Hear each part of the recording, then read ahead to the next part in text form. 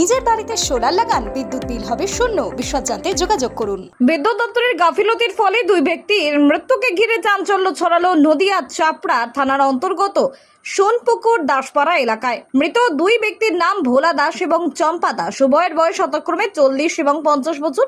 জানা গেছে গতকাল প্রবল ঝড় বৃষ্টির ফলে সোনপুকুর গ্রামের দাসপাড়া এলাকায় বিদ্যুতের একটি তার ছিঁড়ে যায়, কিন্তু দীর্ঘ সময় কেটে গেলেও বিদ্যুৎ দপ্তরের কর্মীরা সেই ছেঁড়া তার মেরামত করেনি।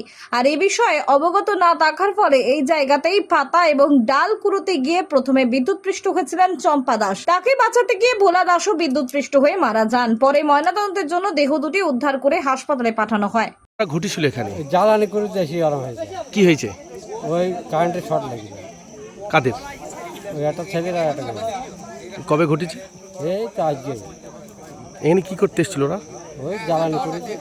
তার কি ছিঁড়ে মাটিতে পড়ে রয়েছে? হ্যাঁ, তার ছেড়ি মারতে করবে ডালের সঙ্গে জড়িয়েছিল, ডাল টানতে গিয়ে। কি নাম আপনার? আলী বলছে।